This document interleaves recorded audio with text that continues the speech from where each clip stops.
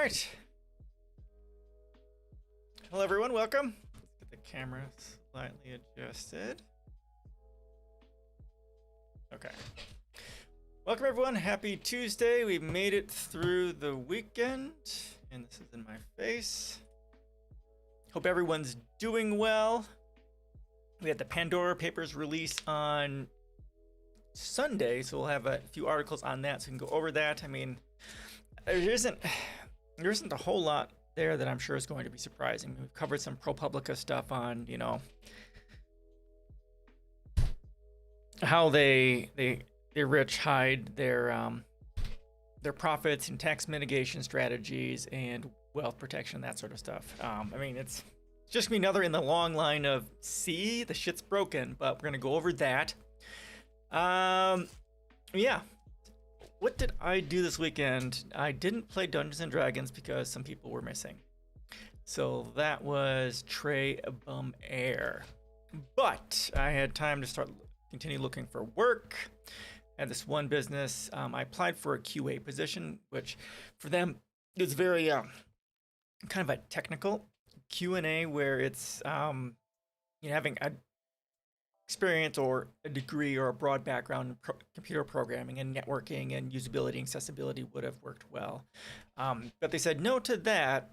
I actually got a response, but they said, hey, why don't you go ahead and put in a resume for this job on training, because I've done end user training. I've written some end user training as well. So I submitted that yesterday, last night, and today they want me to arrange a 15-minute call just to talk about it. 15-minute interview. So hopefully I can get that going, and then I won't have to worry about my current job ending in January. So we'll see how that turns out. Other than that, played a little bit of Humankind this weekend. Not too much because I was working on looking for work, getting resumes together, and that sort of stuff.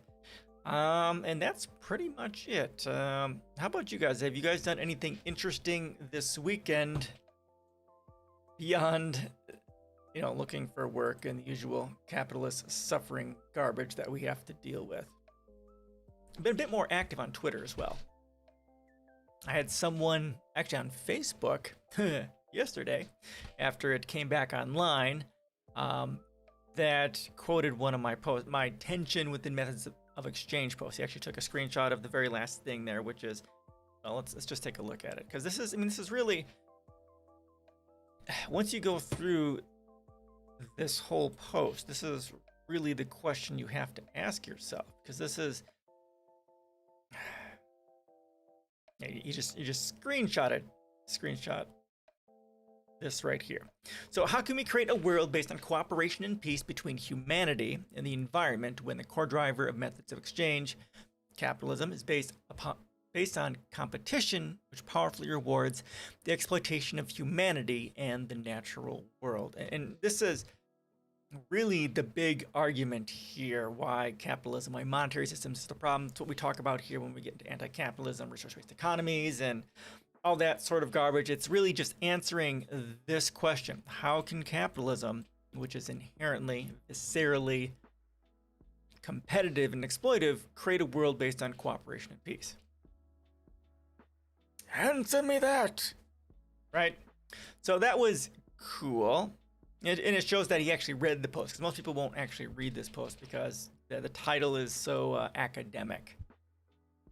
But anyhow, there we go. So that's kind of where I'm at. How about you guys? Anything at all? Anything? Anybody watching?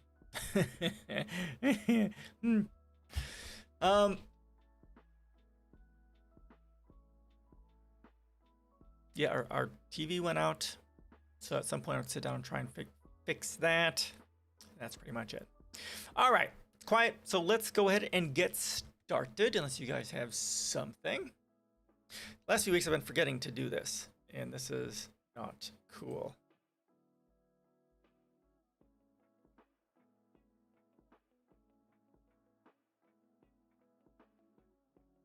All right. This isn't a big deal, but just something to be aware of as we go through this. big gap between Pfizer Moderna vaccines seen for preventing COVID and hospitalizations. I myself had, in my family, we have the Moderna one, I think. I know the wife and I do. I'm pretty sure I don't know if the daughter did too. I'm not sure. But let's go through this. And this came out 17th. This is last month. Okay. Amid persistent concerns that the protection offered by COVID-19 vaccines may be waning, the report released Friday by the Centers for Disease Control and Prevention, CDC, finds that America's workhorse shot is significantly less effective at preventing severe cases of disease over the long term than many experts had realized. Obviously, you can only get this data once we get people vaccinated and then following it from there. So it's only been, how long has it been since we started vaccinating? Has it been a year? I don't think it's been quite a year. But data collected from 18 states between March and August suggests Pfizer-BioNTech vaccine reduces the risk of being hospitalized with COVID-19 by 91% in the first 4 months after receiving the second dose. Beyond 120 days, however, the vaccine efficacy drops to 77%. What are you doing? Meanwhile, Moderna's vaccine was 93% effective at reducing the short-term risk of COVID-19 hospitalization and remained 92% effective after 120 days. This is the primary thing I wanted to go over. So Pfizer has dropped by like 20%, whereas Moderna has kind of stayed kind of right there, just a very slight reduction in efficacy. Overall, 54% of fully vaccinated Americans have been immunized. I hate this word with a passion. Hate it. With the Pfizer shot, so more have received the Pfizer shot. Surprising findings came as a Food and Drug Administration advisory panel recommended against offering booster doses of the Pfizer vaccine to all Americans ages 16 and older. In a striking rebuke, 16 of 18 experts told the agency it had not mustered enough data to make a third shot the norm. Yeah, I've read a little bit about that. In lengthy briefings to the panel, representatives from Pfizer pointed to clinical trial results involving 306 mostly healthy participants to argue that a booster restores the 95% vaccine effectiveness rate seen earlier in the pandemic. Company officials also touted evidence from Israel, which rolled out boosters after seeing a rise in hospitalizations among people who were fully vaccinated. Those hospitalizations dropped dramatically after third doses were given, Israeli scientists have said. But panel members made clear that despite Pfizer's aggressive stance, it had not gathered enough evidence that a third shot was safe for young people and for those at lesser risk of becoming severely ill with COVID. Okay, well, are they going to okay it for those who are outside of that? We need age-specific data on safety and protective benefits of a further booster, said Dr. Ofer Levy, a panel member who directs the Precision Vaccines Program at Boston Children's Hospital. Pfizer vaccines, Pfizer's vaccine protection wanes over time and not because of Delta, study says.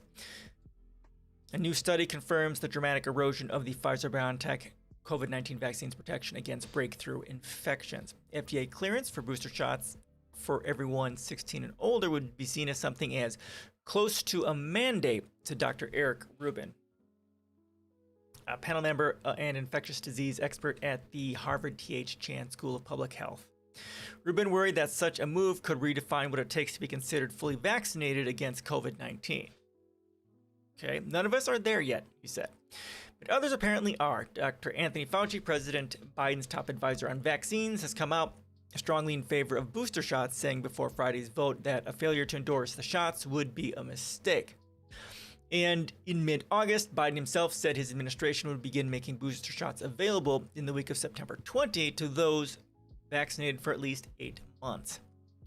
Biden cautioned at the time that his plan was contingent on FDA approval, but his announcement stoked concerns of political meddling in a matter that required the unhindered evaluation of scientists. Okay, we already know that, the Biden administration is fucking with the FDA and the CDC and things. I mean, because CDC, following the Biden administration taking office, they got them to lower mask mandates, and then of course they had to bring them back again because people were dying and getting sick. Right, and then also lowering the distance between children from 6 feet to 3 feet while they were social distancing and shit like that in schools. It's just it's the CDC giving the Biden administration a win, and then the people suffering for it. So we know this is going on. This should demonstrate to the public that the members of this committee are independent of the FDA. And Dr. Achana Chatterjee, dean of the Chicago Medical School, said after the vote, "In fact, we do bring our voices to the table when we are asked to serve on this committee." The panel unanimously agreed that a third shot of the vaccine, now sold under the brand name Comirnaty, should be offered to select groups. Okay, this is interesting. Not heard of it. Individuals 65 and older, people at risk of developing severe disease, and those including healthcare workers whose occupations put them at high risk of infection. Now, what the fuck is this?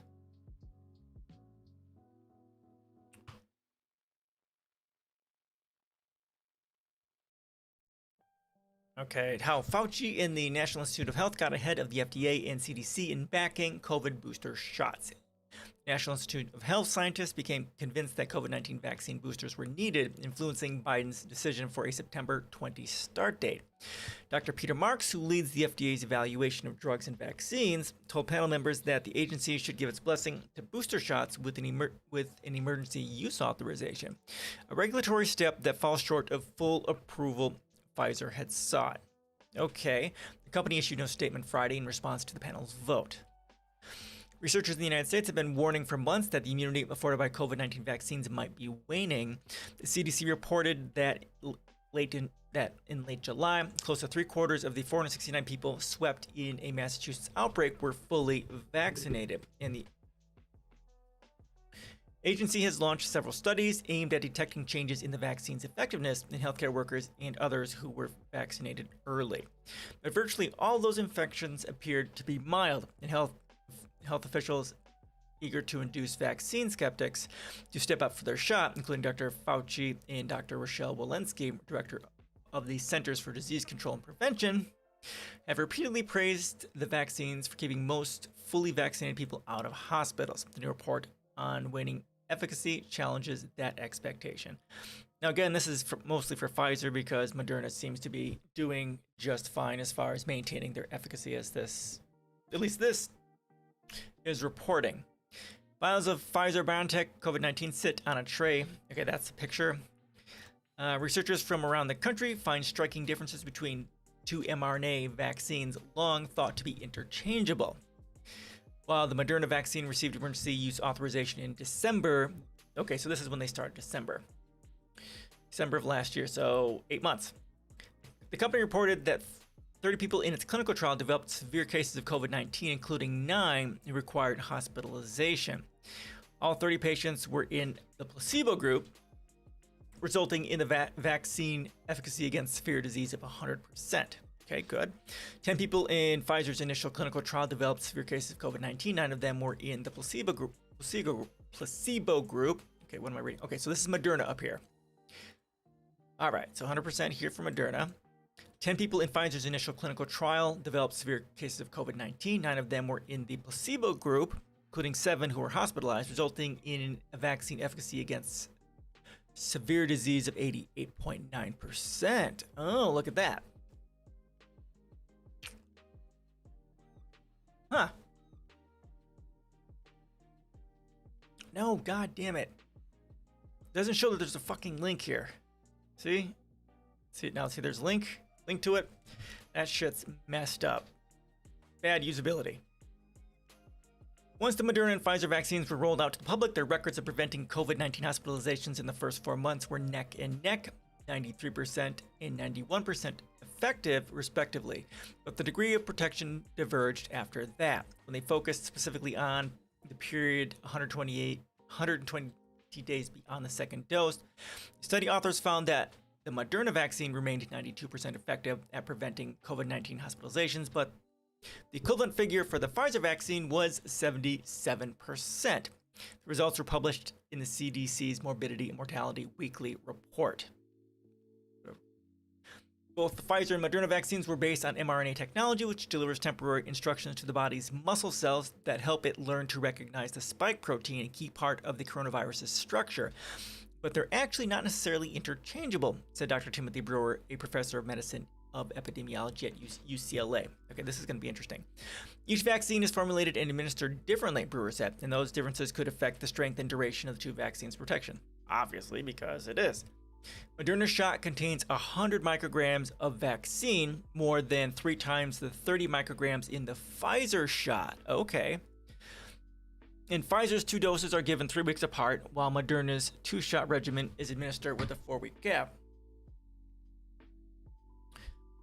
Okay, so that's a big deal. It's just over 3 times the amount. Okay, interesting. Brewer also pointed to evidence that the Moderna vaccine seemed to elicit higher levels of key antibody than the Pfizer vaccine, which would make sense because of the higher amount of the actual vaccine in there. We know from other studies that neutralizing antibody levels will decay over time, so starting at higher level mean you'll have farther to go before you decay to a point where efficacy drops off, he said. Dr. Robert Murphy, who directs Northwestern University Institute for Global Health, said the Pfizer vaccine's reduced protection against severe disease may bolster the case for boosters for all who got the vaccine, not just the specific groups identified by the FDA advisory panel. Based on the data I have seen, persons who received Pfizer vaccine would benefit from a booster dose at this time, he said. I don't see why we have to wait until the younger people get sick and become hospitalized. Okay, but Dr. Arnold Monto, who chairs the FDA advisory panel, applauded the agency's willingness to withhold a full-throated call for boosters until a stronger case can be made. Yeah, I get both of these. And he suggested that as more evidence accumulates, boosters for all might still get the nod. That's the beauty of the emergency use authorization, said Monto, an epidemiologist at the University of Michigan. It can be changed based on changing data. Okay, so this is a pretty good and useful article talking about this. So there you go. Questions, comments, suggestions. Let's talk to the wife and see what the daughter has. I thought she had Moderna too, but I think she actually got Pfizer because she went somewhere else. I'm not sure. I don't remember. I don't remember.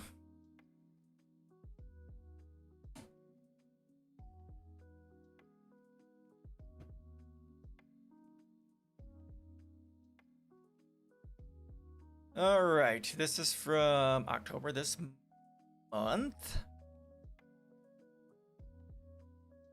So now here, when we're reading this sort of an article, really kind of getting into the Overton window and the media's right-wing bias, especially when they're covering non-corporate candidates, right? Because the Overton window for the media is where the Democratic Party is, at least with most mainstream media. And Democratic Party is center-right. They're moderate conservatives. Whereas, like the Squad, they're centrist, maybe center-left at best. They're definitely not Green Party. The AOC putting out the Green New Deal, sure, that's great. But, the Green Party has been running on this for a very, very long time. And I'm even farther left than all of that, even. But all right, so let's go ahead and read this. No progressive challengers are not far left. Democratic establishment just launched a new pact to go to war against progressive candidates who challenge incumbents, and the media is doing everything they can to help. Right, because corporate media works for the corporate candidates, which is the Democratic Party. So yeah, this is to be expected. Launching a whole economic fundraising apparatus to stop the Squad and other progressives from getting rid of corporate whores who are in office. I hope to God that they fail horrifically. The more of these fuckheads we replace, the less worse things are going to be. It's not even 2022 yet, and the mainstream media has already come to the rescue of the Democratic establishment, helping them try to crush next year's progressive challengers. Prominent outlets like the Washington Post, owned by Jeff Bezos, right, and NBC News are now using the term far left to describe progressive primary challengers to incumbent Democrats. Just like Bernie is far left, right? None of them are far left. They're center left at most. Far left is a clear signifier of an extreme group opposite the far right, Democrats. Yet progressive primary candidates are in no way extreme. They're not the converse of the actually extreme fringe far right of Trumpism, neo-Nazism, and QAnon. The media's use of far left foretells mainstream outlets ramping up negative framing of progressives in the 2022 primaries. And I talk about this, right, in this post, and the media's bias. Do I talk about it in here? Hold on, let me bring this up. Might be my other post. No, I think it's in my other one. Okay, media suppression, third-party votes.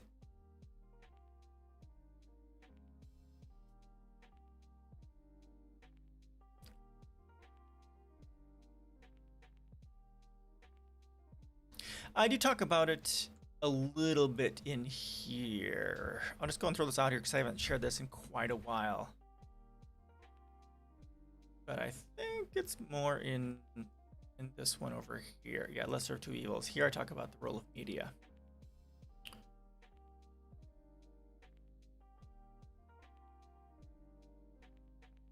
You're getting the Overton window.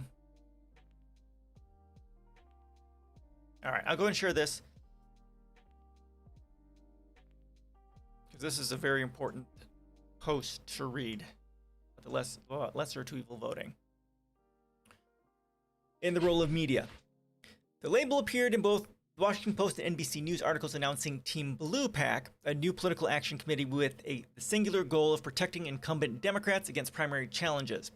House Democratic Caucus Chair Rep. Hakeem Jeffries, Bipartisan Problem Solvers Caucus member Representative Josh Gottheimer, and Representative Terry Sewell formed the PAC in June, naming two races with Justice Democrats backed candidates as top targets for their pro-incumbent spending. There we go. Against the Justice Democrats, which would be the AOC and the Squad. What establishment Democrats in Washington Post and NBC News editors are telling readers and voters is that advocacy for Medicare for all, a Green New Deal, and housing for all is some fringe far-left agenda. Jeffrey's spokesperson called progressive challengers the extreme left, then corporate media parroted the establishment smear in its reporting. This is another example of how the posture of the mainstream media and Democratic Party toward progressive policy is extremely hostile, demonizing and not unlike the GOP's attitudes toward progressives in Congress. They all want to conjure images in the voters' minds of rioters breaking windows in the name of anarchy. Right, and this is the whole thing, right? What's the phrase that progressive social movements go to the Democratic Party to die, right? And that's pretty much what we've found, and that's what the Democrats fight against. They don't want progress. It's the entire point of the Democratic Party within the, quote, one-party system here is to make sure that progress doesn't happen. It's the point of the Republican Party to destroy progress where we see it, and it's the point of the Democratic Party to prevent it, which is what we're seeing in Congress currently. We've got the rotating villains of Sinema and Manchin and the fucking parliamentarian, who doesn't fucking matter at all. And then we have the role of the media, which is there to protect the establishment, to protect the corporate-owned members of Congress, to make sure that change isn't done and that tax breaks are given to them while the people die and the environment dies and we all go and die due to climate change, right? Because as long as there's profits involved, fuck everything else. It's a negative externality to their profit. All right, Representatives Carolyn Maloney and Danny Davis, the two incumbents currently backed by Team Blue PAC, are being challenged by Justice Democrats Rana Abdelhamid and Keena Collins. Some have claimed that because Maloney and Davis are co-sponsors of Medicare for All and the Green New Deal, they represent the bastion of progressivism. But there are decades of inaction in Congress and millions of campaign dollars from Wall Street. Big pharma, health insurance PACs, and oil companies very clearly demonstrate the opposite. Jeffries is a paper sponsor of Medicare for All too, and yet consistently supports the candidate in the Democratic primaries who doesn't support single-payer health care. He never publicly advocates for it. Political observers understand that many lawmakers sign onto these bills solely as a cynical ploy to protect themselves from progressive primaries. And helpfully for them, the mainstream media decides to ignore this reality in its reporting. As a result, that most incumbent Democrats are deemed progressive, and the only room to the left apparently is the far left.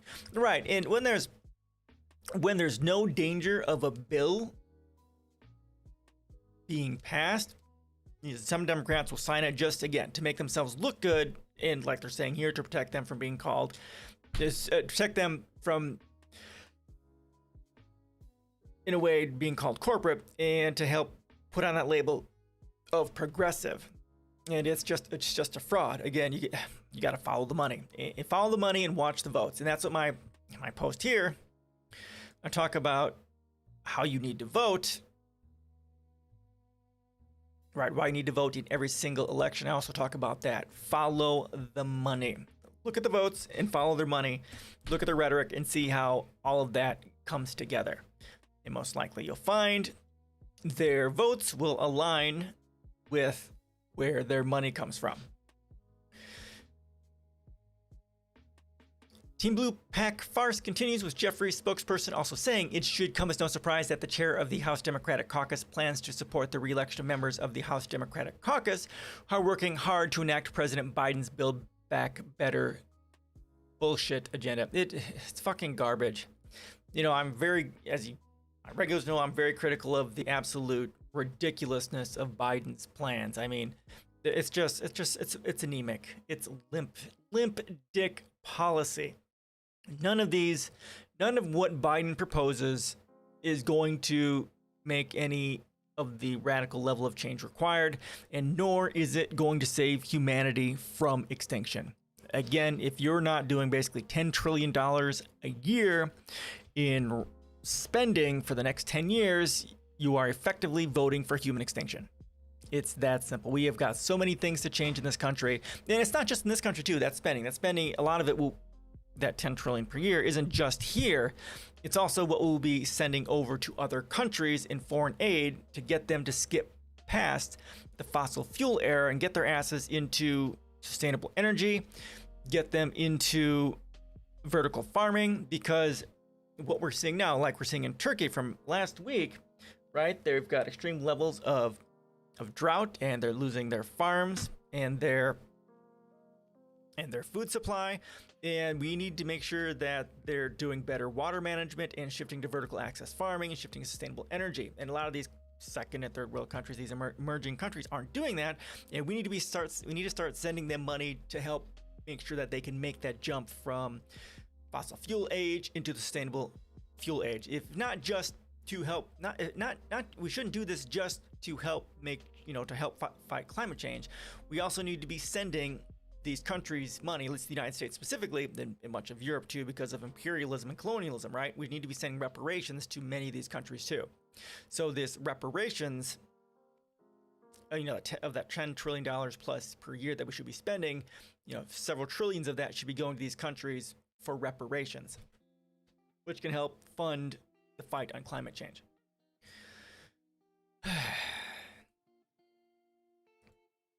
So, limp dick. Yeah, okay, so again, Biden's plan by 2050, whatever, is fucking garbage. If it does not fall within 2 terms, especially when it deals with climate change, it's just garbage. You just forget all of it. And that's what a lot of his environmental policy is. Oh, by 2050, fuck 2050. We need to do it by now. We are currently on the worst case scenario for climate change, RCP 8.5, which is about a 4.6 degree change by 2100. And we just don't need to be carbon neutral. We need to be carbon negative all over the world to fight this. And the United States is doing jack shit about it. And we are the richest country in the world, the most powerful country in the world. And if we are not on the vanguard, spending trillions and trillions a year to save humanity from extinction, then the US government is voting for human extinction. And that's exactly what they're doing. Okay, excuse my freak out there. But Gottheimer, one of the three behind Team Blue, is one of the 9 House Democrats threatening to sink Joe Biden's big reconciliation spending bill if the House doesn't first vote on the so-called bipartisan infrastructure bill. Okay, again, bipartisan anything is a way of saying, okay, I don't really want this to pass, and I want to blame this on Republicans. If you're doing it, you don't negotiate with terrorists, right? I mean, if you control everything like we do currently, you don't cooperate with terrorists, right? You don't negotiate with terrorists. But obviously, when you don't control everything, then you have to. But we don't have to right now. We could pass everything right now, but again, the Democratic Party doesn't actually want change. They're there to prevent change as much as possible. Okay, I think I've bitched about that enough.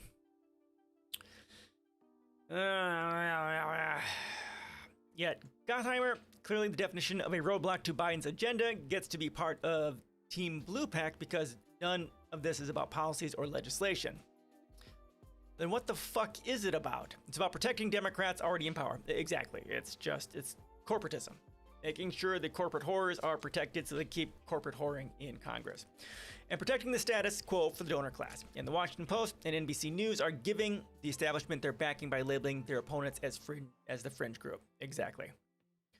The corporate media complicity in the one-party system. It does not take a political theorist to find the ideological differences between incumbents like Jeffries, Maloney, and Davis and primary challengers like Abdelhamid and Collins. Political reporters and editors should be up to the modest challenge. Because there simply is no far left or extreme left in Congress, whatever those terms are supposed to mean. Well, I mean, to an extent, I mean, you could. Okay, as compared to what's actually in Congress, I mean, if that's the scale that you're using, sure. Bernie Sanders, a squad, are, quote, far left as compared to how fucking right-wing the Democrats are.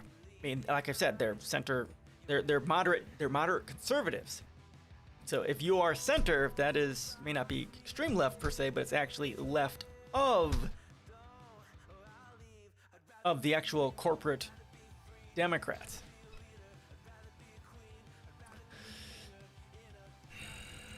Single-payer healthcare and investments in public housing are not the other side of far-right neo-Nazi militias.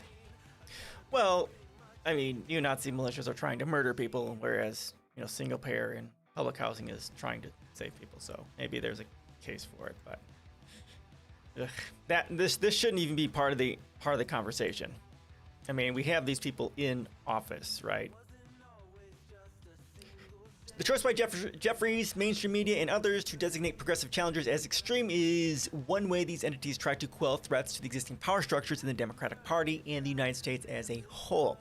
Jeffries is concerned about his future as potential Speaker of the House and about campaign contributions to the party. Oh. The real estate developers, Wall Street executives, and insurance PACs funding his wing of the party don't want to see Medicare for All, a Green New Deal, or a homes guarantee because it would disrupt their profiteering. Corporate media outlets pushing the same narrative don't want to see the status quo rocked either. The reality doesn't matter to them, only the capitalist interests that their myth serves. The narrative spins together much like it did against Bernie Sanders in both of his presidential runs. In 2020, Bernie was considered the extreme candidate, but the establishment and media also convinced the voters that all Democratic candidates in the primary wanted universal health care. How fucking laughable. Just in different ways. In the reality, the only plan in America for universal health care is Medicare for All, and no matter how much Joe Biden said he wanted universal health care, it was a plain lie. True fucking statement. Sure, again, as we all know, Democrats punch left during the election, and then they go back to their right-wing bullshit once they get in office. Yeah, oh, sure, I want Medicare for All. Yeah. Like there have been, you could find, oh my God, you could put videos together specifically of this. This is what they said during term, or even like before they even came in office, they may be pro-Medicare. Like I think they found this with Kamala Harris, right? That before they became into office and had some power, they were for it. And then once they got in office, or while they were going through the election, they were for it. And then once they get in office, it's like, fuck that. Why would I do that? It's not shocking to see the mainstream media serving the interest of the powerful in Congress. It's disconcerting, though, to see outlets trot out a loaded negative term in their reporting as if it were fact, fully accepting the framing of politicians such as Jeffries and Gottheimer, who have a stake in painting progressives as extreme. The establishment has been building to this moment since Alexandria Ocasio-Cortez won her upset victory over now corporate lobbyist Joe Crowley in 2018. They were caught off guard then and have taken primary losses since, most notably Cori Bush and Jamal Bowman's upset victories against Democratic incumbents. But the establishment is only putting more money and energy into stopping progressive primary challengers. The Democratic Party has big money, better prepared primary campaigns, and now corporate media ready to push the establishment's exact framing of the challengers trying to take power away from them. Yeah, and that's exactly right. And again, in my post from above, talking about a lesser two evils voting, I talk about that in there, and that is exactly right. And that is, it's horrible. It's deplorable.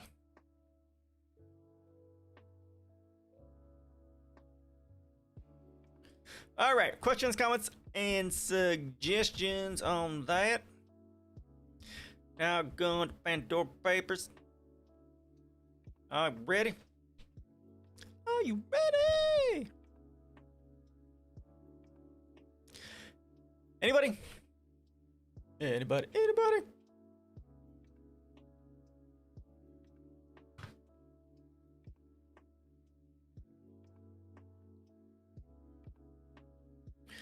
All right, Pandora Papers. As I said at the beginning of the intro, this is honestly not going to tell us anything we don't already know. We've covered, the ProPublica articles talking about, tax mitigation strategies and ways of getting out of taxation and wealth management, that sort of stuff. And we haven't actually covered any of the previous papers here, the Paradise or Panama Papers. This was before I started streaming, but we know they're a thing, right? We know that they got this money stored in offshore bank accounts, right?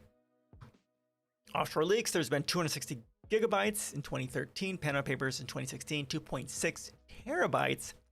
Paradise Papers 2017, I haven't heard about this, 1.4 terabytes. Yeah, that was before I started streaming. And Pandora Papers is 2.94 terabytes, almost 3 terabytes of data. Right? Did I share that? I did share that. Okay. Now the International Consortium of Investigative Journalists is the one who broke this, and we will go through their article on that, but I'm going to do this AP one first to kind of as an intro to it, because the one from ICIJ is kind of long here. Okay? Any questions, comments, suggestions before we get started on the Pandora paper?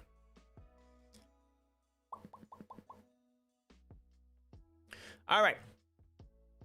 Let's I'll just go and share this. I won't change the title here for it, but I will give you guys a link to this so you can at least follow along if you like.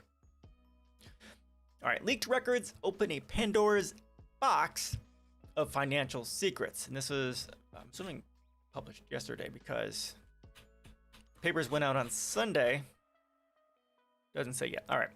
Hundreds of world leaders, powerful politicians, billionaires, celebrities, religious leaders, and drug dealers have been hiding their investments in mansions, exclusive beachfront property, yachts, and other assets for the past quarter century, according to a review of nearly 12 million files obtained from 14 firms located around the world. The report released Sunday by the International Consortium of Investigative Journalists involved 600 journalists from 150 media outlets in 117 countries. It's being dubbed the Pandora Papers because the findings shed light on the previously hidden dealings of the elite and the corrupt and how they have used offshore accounts to shield assets collectively worth trillions of dollars. Now, let me say, again, as I've kind of mentioned before, before I got into politics, really, that I did study tax mitigation strategies and wealth protection and that sort of thing. And, as we've gone over some of the ProPublica stuff, it's like, yeah, this is what they talk about when you get into wealth protection and asset protection and tax mitigation strategies. Getting an offshore account, right, to protect your money, which you set up a company there, and then you funnel your profits to this offshore company, and then you keep it there where it can be hidden. And then you can also have your business here that you run, pay consulting fees to this business in an offshore, and then have it pay you what little it can so as to minimize taxation, or just have it all go over there and just, gather and live the large life that way. LLCs, trusts, we just had, I think on Saturday we talked about the trusts, the issue of trusts. I mean, it's like, I don't understand. When I was going through this process, I read the complete book of trusts. I mean, it was like this fucking thick. I mean, it was thick, full of every single kind of trust, like a decade ago. I mean, that's what trusts are for. Trusts are there to protect assets and to keep you from being taxed, and just to turn over to your family and to your children. One of the main methods of legacy and dynasty protection and or creation. I mean, that's what they're there for. I'm not sure why people are freaking out about it, because that's what they're there for. They're doing what they're supposed to. I mean, a way to help deal with the wealth inequality might be to get rid of trusts altogether. I'm considering that for our policies, but I haven't quite gotten to that point yet. I mean, all these ways that they are doing this asset protection and wealth protection, it's all legal. I mean, it's nothing they're doing is illegal, but of course the corporate-owned government, right, have created these methods of protecting the wealth because corporations own the politicians, which own the government, and therefore they forge the laws to ensure that they can protect their wealth. It's that vicious circle. Okay. The more than 330 current and former politicians identified as beneficiaries of these secret accounts, including Jordan's King Abdullah II, former UK Prime Minister Tony Blair, Czech Republic Prime Minister Andrej Babis, Kenyan President Uhuru Kenyatta, Ecuador's President Guillermo Lasso, and associates of both Pakistani Prime Minister Imran Khan and Russian President Vladimir Putin. Billionaires called out in the report include Turkish construction mogul Erman Ilsak? I don't know. And Robert T. Brockman, the former CEO of software maker Reynolds & Reynolds. Many of the accounts were designated to evade taxes and conceal assets for other shady reasons, according to the report. The new data leak must be a wake-up call, said Sven Giegold, a Green Party lawmaker in the European Parliament. Global tax evasion fuels global inequality. We need to expand and sharpen the countermeasures now. Yeah, pretty much. And of course, that's the whole point of wealth and asset protection and tax mitigation, right? To make sure you can maintain as much of your money and your asset as possible, while us plebes, us poors, don't have access to the lawyers or we don't have the wealth, nor do we have the assets that need to be protected. So we poors stay poor, and the wealthy stay even more wealthy as inequality raises, which is exactly what he's saying here. Oxfam International, a British consortium of charities, applauded the Pandora Papers for exposing brazen examples of greed that deprived countries of tax revenue that could be used to finance programs and projects for the greater good. Okay, so this here, again, we're going to get into modern monetary theory, is ridiculous. It's patently incorrect. Unless you're getting into the EU, and EU is where it matters because members of the EU don't have their own currency. They have to give up their own currency and use the euro as the primary currency, and they also don't have their own central bank where they can, print their own money or pass their own laws. They're still limited by taxation, which is a lot of the reasons why the European Union is going to have problems. But the rest of us, the United States and other countries which print their own currency, have their own sovereign currency, this is definitely not correct. Taxation on a federal level, on a national level, funds exactly jack shit. The government passes a law, and the money is magically there, and then they pay things. That's just the way it goes.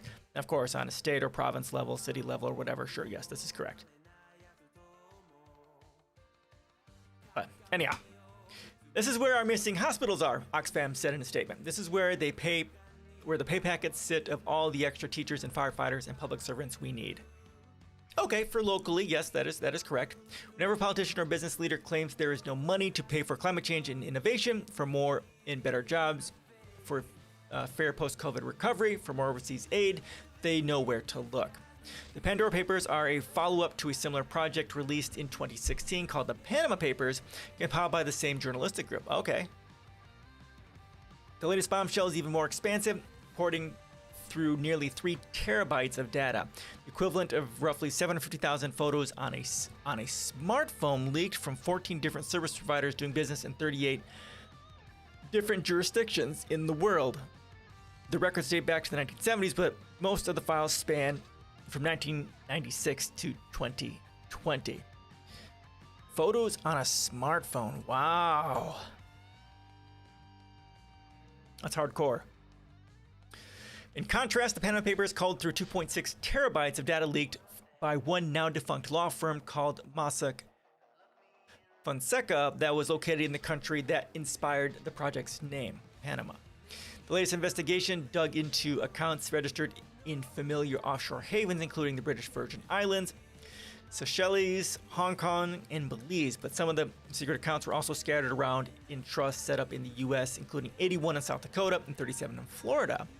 Some of the initial findings, released Sunday, painted a sordid picture of the prominent people involved. For instance, the investigation found advisors helped King Abdullah II of Jordan set up at least 36 shell companies from 1995 to 2017, helped the monarch buy 14 homes worth more than $106 million in the U.S. and the U.K. One was a $23 million California Ocean View property bought in 2017 through a British Virgin Islands company. The advisors were identified as an English accountant in Switzerland and lawyers in the British Virgin Islands. There's no immediate comment from Jordan's royal palace. The details are an embarrassing blow to Abdullah, whose government was engulfed in scandal this year when his half-brother, former Crown Prince Hamza, accused the ruling system of corruption and incompetence. The king claimed he was a victim of a malicious plot, placed his half-brother under house arrest, and put 2 former close aides on trial. Authoritarians being authoritarian. UK attorneys for Abdullah said he isn't required to pay taxes under his country's law and hasn't misused public funds, adding that there are security and privacy reasons for him to have holdings through offshore companies. According to the report, the attorneys also said most of the companies and properties are not connected to the king or no longer exist, though they declined to provide details. Blair, UK Prime Minister from 1997 to 2007, became the owner of an $8.8 million Victorian building in 2017 by buying a British Virgin Islands company that held the property, and the building now hosts the law firm his wife, Sherry Blair, according to the investigation. She bought the company from the family of Bahrain's Industry and Tourism Minister, Zayed bin Rashid Al Zayani. Buying the company shares instead of the London building saved the Blairs more than $400,000 in property taxes, the investigation found. Okay, yep. The Blairs and the El Zayanis both said they didn't initially know the other party was involved in the deal. Ha ha ha, laughable, the probe found. Sherry Blair said her husband wasn't involved in the purchase, which she said was meant to bring the company and the building back to the UK tax and regulatory regime. She also said she did not want to own a British Virgin Islands company and that the seller, for their own purposes, only wanted to sell the company, which is now closed. A lawyer for the El Zayanis said they complied with UK laws. Khan, the Pakistani Prime Minister, is not accused of any wrongdoing, but the members of his inner circle, including Finance Minister Shaukat Fayaz Ahmed Tarin, are accused of hiding millions of dollars in wealth in secret companies or trusts, according to the journalist's findings. In a tweet, Khan vowed to recover the ill-gotten gains and said his government will look into all citizens mentioned in the documents and take action if needed. Yeah, so they can just go ahead and take all those funds for himself, right? Get some more asset consolidation. Wealth consolidation into the leader there. The consortium of journalists revealed Putin's image maker and chief executive of Russian leading TV station Konstantin Ernst got a discount to buy and develop Soviet-era cinemas surrounding property in Moscow after he directed the 2014 Winter Olympics in Sochi. Ernst told the organization that deal wasn't secret and denied suggestions he was given special treatment. In 2009, Czech Prime Minister Andrej Babis put $22 million into shell companies to buy a chateau property in a hilltop village in Mougins, France. near Cannes, the investigation found. The shell companies and the chateau were not disclosed in Babis's required asset declarations, according to documents obtained by the journalism group Czech partner Investigation.Czech. A real estate group owned indirectly by Babis bought the Monaco company that owned the chateau in 2018, the probe found. I was waiting for them to bring something right before the election to harm me and influence the Czech election, Babis tweeted in his first reaction to the report. Well, the Czech Republic parliamentary election is being held on Friday and Saturday. I've never done anything illegal or wrong, Babis added. Leitke reported from San Ramon, California, and Matisse reported from Nashville, Tennessee. Associated Press writers Karel Janacek in the Czech Republic, Frank Jordan's in Berlin, Joseph Fetterman in Jerusalem, John Rice in Mexico City, Kathy Gannon in Islamabad, Pakistan, and Felicia Fonseca in Phoenix contributed to this report. Okay, I didn't need to read that. All right, there you go. So that's kind of the AP's coverage of it. Now, this is the organization that released it, as well as the Paradise Papers, and I think the Panama Papers as well. And this is their fairly long article on this. And this came out on the 4th, which was yesterday, Monday. Okay, are you ready?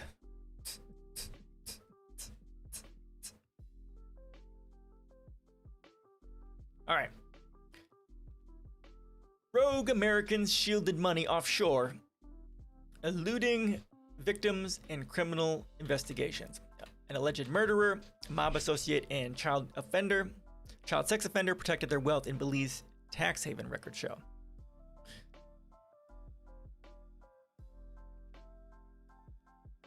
Oh, go away. All right, here we go. By the gods here. Because I can't make it too big here. Butler County, Ohio. The Pee Wee football team coach lives in the same nursing home as his grandmother.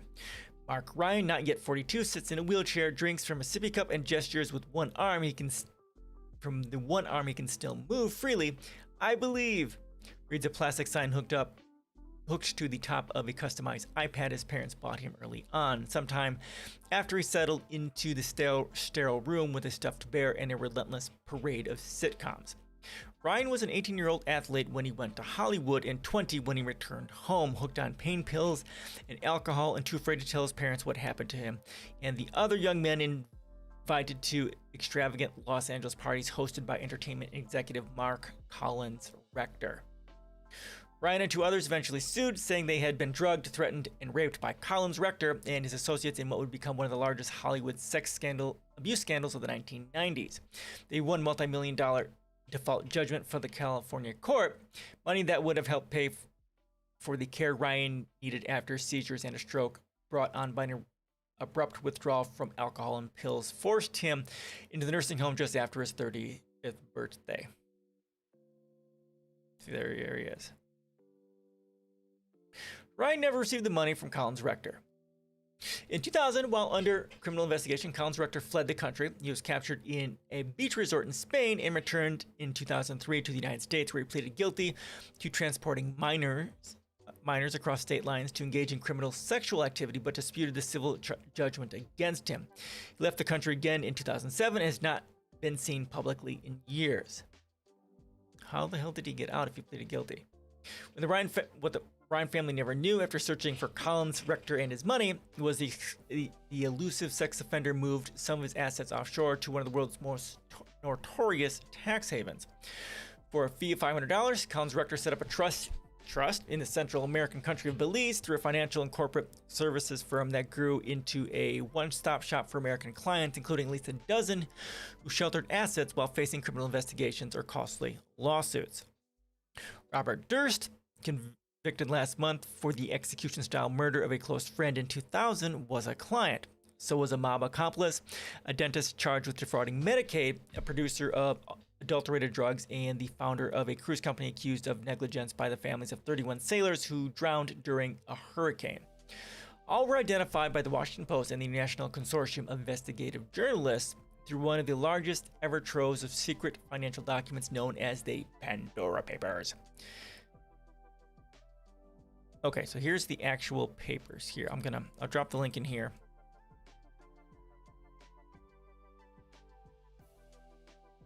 Documents expose how a prolific offshore operator in Belize accepted and served suspect American clients by setting up trust and shell companies. The records also underscore the challenges faced by government investigators in probing cases of fraud, tax evasion, and corruption, and the struggles of victims trying to find and claim money.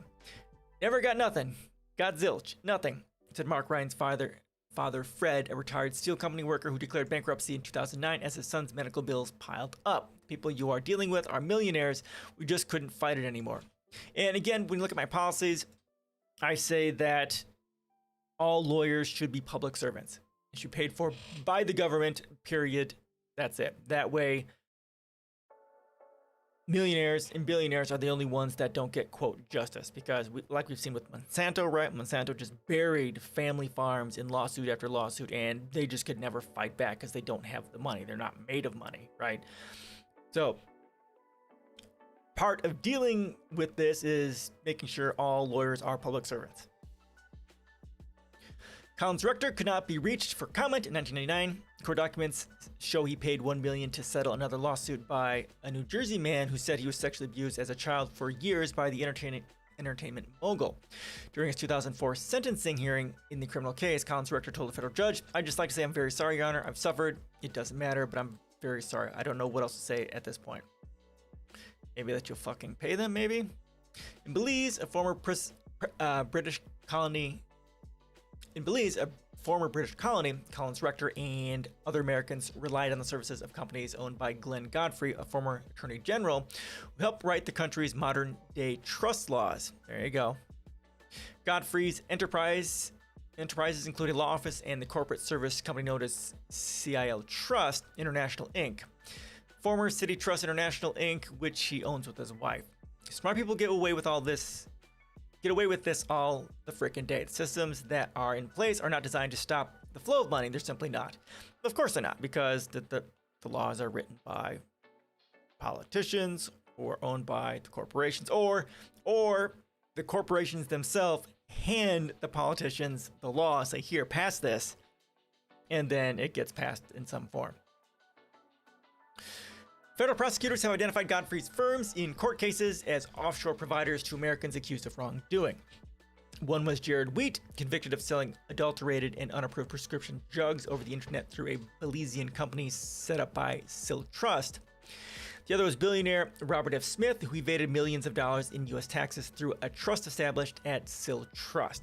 Smith settled with prosecutors last year and was not charged. In April, the Houston lawyer who arranged for the trust on Smith's behalf was indicted for allegedly conspiring to defraud the United States. The indictment referred to Godfrey's firm 20 times, alleging that the lawyer, Carlos Kepke, helped Smith maintain a false paper trail to conceal assets from the IRS. Okay, so that is problematic. Neither Godfrey nor CIL Trust has been charged with wrongdoing. Godfrey, 72, and his wife, Joy, did not respond to requests for comment.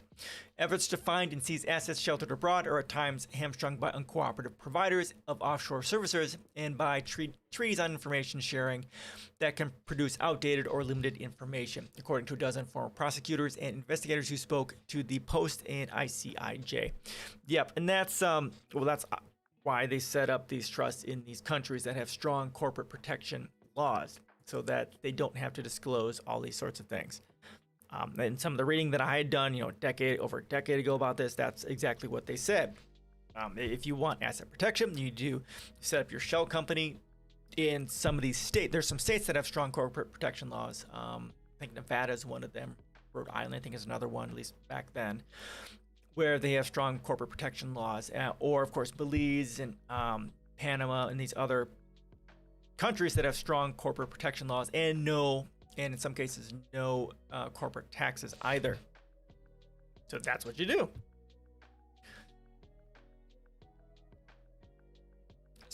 Okay, but smart people get away with this all freaking day. It's not smart people.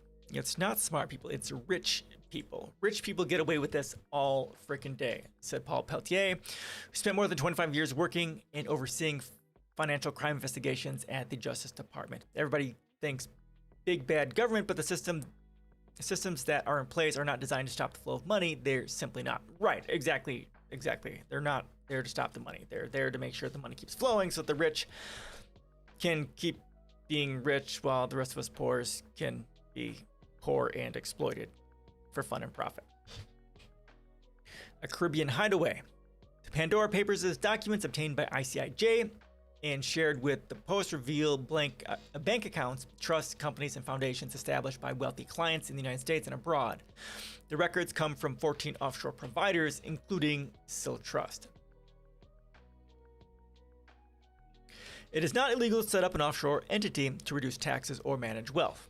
Right? The Supreme Court said, decades ago, maybe 100 years ago, that Americans are not under an obligation to maximize their tax liability, right? For years, however, the secretive world of offshore finance has drawn international reproach for helping tax evaders and other criminals conceal assets from government investigators and victims seeking restitution through lawsuits. The documents do not often make clear why Americans shelter their assets offshore or whether their money was generated from criminal activity. In most of the cases identified by the Post and ICIJ, offshore trusts and companies were created or active at a pivotal time when prosecutors and investigators were bearing down or lawsuits were looming. And of course, because that's when asset protection actually, when it really matters. When nothing's going on, you don't really think about it, but like, oh fuck, they're coming to get me, then of course you want to get asset protection. So if you have money, you do it before you get in trouble, so you don't have to worry about it. I mean, because like they're saying, most of this was done in response to getting in trouble. One of the most common destinations for American clients among the 14 providers was Belize, an English-speaking nation about a 2.5-hour flight from Miami. The tourist-friendly country has drawn less scrutiny than other global financial hubs, but the United States has included Belize on a list of major money laundering jurisdictions every year for more than a decade. A team of financial experts in the Caribbean faulted Belize's financial crime watchdog unit in 2011 for being vulnerable to external pressures and for having severe resource constraints. They're a small country, right? Belize has few restrictions on foreign ownership of companies, and experts say anti-corruption laws are poorly enforced. Of course, because there's plenty of money flowing through there. Millionaires and billionaires that have their money flowing through there, pay law enforcement to look the other way and to not worry about it, right? There's too much money to be made in looking the other way. I often refer to it as the Wild West. It's every man for himself, said Cynthia Pitts, vice president of the country's Human Rights Commission and one of the longest-serving public officials in Belize. Used to scoff at these countries around us used as banana republics, but we are worse than them. The government of Belize did not respond to requests for comment. Godfrey's Sil Trust is housed inside his Belize city law firm in a 4-story building on a narrow street of ramshackle houses and crumbling concrete storefronts. Outside, fruit vendors sell bananas and watermelon. A fast food restaurant advertises tortillas known as salbutes, 5 for $1. Godfrey's initials CDG dominate the building's facade along with the flag of Finland, a nod to Godfrey's position as the Nordic nation's honorary consul in Belize. Oh, fancy. Wonder what they think about this. Founded in 1994 as City Trust International, Inc., Sil Trust for years promoted its services to wealthy foreigners. If a man doesn't want to pay his taxes, Godfrey said, according to Wired magazine in 2000, that's not a crime against humanity, that's between him and his government. Godfrey was in a good position to draw business. In the 1990s, he served as Belize's Attorney General, the Minister of Tourism and Environment, member of the county's National Assembly. His wife, Joy, a managing director of the firm, is a former national director of tourism. Oh, wow. Oh, hey, Jimmy Baker, how you doing, man? I'll give you the article here. Here we go. Here's the article. It's a decent read. Basically, Pfizer may require a booster because it was like 77% effective after 120 days, and then Moderna is goes down by like 2% or something like that, 93 to 91 or 92%. So that's what this article says. How you doing? Oh, actually, do you? Hold on. That probably doesn't share to you. Hold on. Let me do this again, so I can share it this way. There, that should go through to that should go through YouTube for you.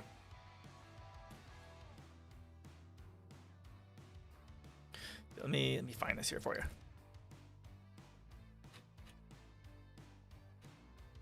Yeah, so here you go. So, motherfucker. So yeah, Moderna goes from 91. Pfizer goes from 91 to 77. Moderna goes from 93 to 92. Yeah, good to see you too, man. How you doing? Now we're covering. We read that one, and I'll go through this one here for you. This is about leftists, and I'll just share all the stuff I've already shared since you just popped on.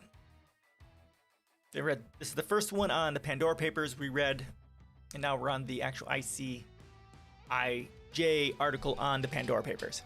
Throw that in there to you. So normally I just share this stuff to Facebook. I don't normally share this to... Yeah, me too. My wife and I got Moderna. I don't know...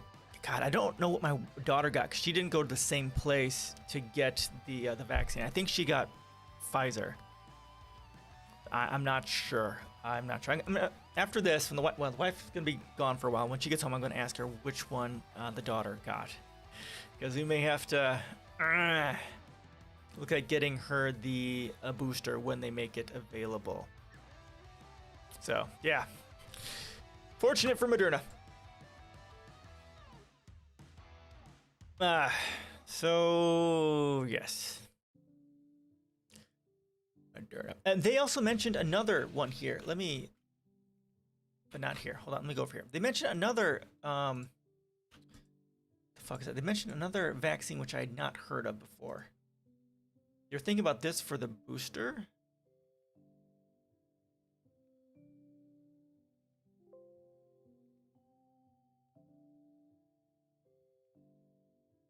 What the fuck was it called?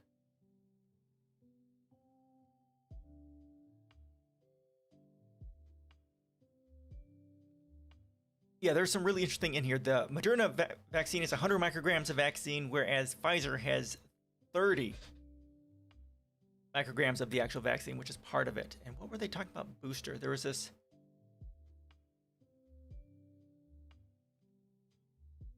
There's this different... Son of a bitch.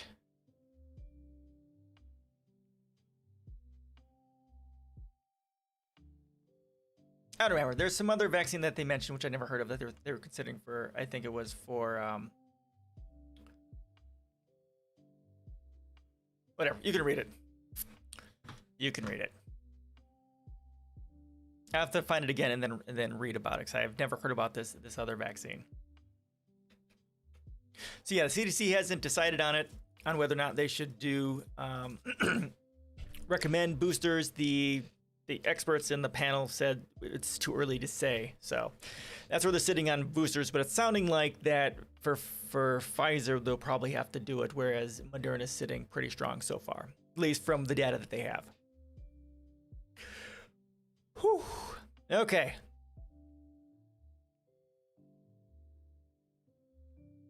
All right. So, any other questions on that?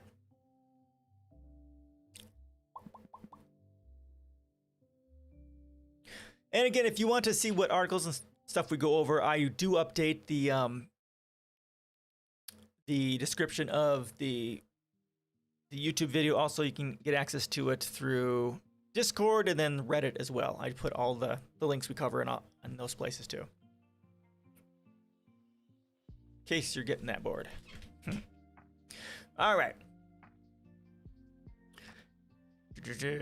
Founded in 1994 as... Okay, I just read that. I read that. All right, so here we go. Glenn Godfrey was a close advisor to Prime Minister Syed Musa, who left office in 2008. Musa was criminally charged that year with theft in connection with $10 million earmarked for housing projects. The Belize Supreme Court later dismissed the case, citing insufficient evidence. In one fax to Musa, part of the cache of documents, Godfrey offered the Prime Minister advice on how to respond to an unnamed interviewer who was probing the country's offshore banking system.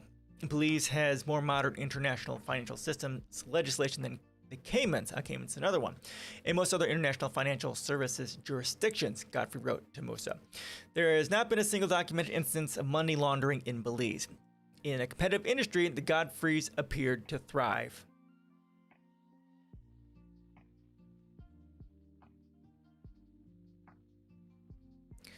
A 2004 list of Joy Godfrey's assets found in the documents described 6 properties, including a seaside villa with sprawling gardens in one of Belize's city's gated communities. She also listed a condominium in Houston. Seal Trust at that time was overseeing more than $200 million of trust assets for its clients, including Americans under investigation at home, the documents show. One undated customer log identifies Collins Rector as well as tax evader David R. Hinkson, convicted in Idaho in 2005 of soliciting the murders of a federal prosecutor, a judge, and an IRS agent. The log also identifies Martin Zarkadoulis, who pleaded guilty in 2000 to helping the Colombo crime family with its South Florida operation, and recently convicted murderer Durst. Several were named in media accounts when they approached Seal Trust to establish trust or modify existing ones. When Durst set up a trust in 2003, he was in custody for another case awaiting trial on a charge of murder in the disappearance of a neighbor in Texas. His lawyer at the time wrote to Seal Trust advising that Durst was seeking to hold $1 million life insurance policy for his second wife in the trust and that the assets was unrelated to the alleged offense at issue in Mr. Durst's upcoming trial, the records show. Durst was acquitted of murder later that year after arguing he shot his neighbor in self-defense. He pleaded guilty to evidence tampering, admitting that he dismembered the body and dumped it into the Galveston Bay. Now, it isn't just murderers and criminals who use, wealth, asset protection, and tax mitigation stuff. It's not, but, these people have the money to do it. The Pandora Papers records showed the trust remained active at least until 2007 when Seal Trust asked Durst's lawyers about unpaid fees. Durst has long been suspected in the 1982 disappearance of his first wife, but was never charged. Through his attorney, Durst declined to comment. Hinkson, who is serving a life sentence in federal prison in North Carolina, said by phone that he was a political prisoner, never evaded taxes or solicited murder. He said he met Godfrey at a conference in Las Vegas and established a trust to own a ranch in Idaho. I became an expert on asset protection, not to hide money, but to hide assets, he said. Same difference. When I started becoming a millionaire, people kept suing me. All those lawsuits were based on garbage. Zarkadoulis did not request for comment. Right, and that's one of the primary reasons for asset protection, because once you start getting money, like he's saying, everyone wants to sue you, and they want a part of your stuff, and you put it into trusts, and you put it into LLCs and stuff like that to, prevent yourself from losing everything if you get sued. Like I myself, right? My wife and I have several businesses, and we have the businesses in LLCs to protect ourselves so that if we do get sued, that we don't lose our businesses. Now, I don't have enough here to actually have a whole bunch of, we don't have any, oh my God, we don't have stocks or bonds or anything like that, which you should probably, how do they go? Those you need to put into like an S Corp, right, for protection, and then property goes into an LLC for protection, for that sort of a thing, so that you can isolate it and protect it so that if you yourself get sued or if your property gets sued, then you're limited to that part being at risk. Okay. The Belize Pill Factory. Offshore firms such as Seal Trust generally provide routine administrative services from faraway locations that many clients may never see. Godfrey, however, played a more extensive role in the early career and legal travails of an American pill maker who had been accused by the U.S. authorities of deceptive advertising, illegal manufacturing practices, and money laundering. Jared Wheat, imprisoned twice as a teenager for distributing ecstasy and then violating probation, created High-Tech Pharmaceuticals in Georgia in 1998. After the federal government warned that High-Tech was distributing an unregulated weight loss drug with false and misleading labeling, Wheat approached Godfrey.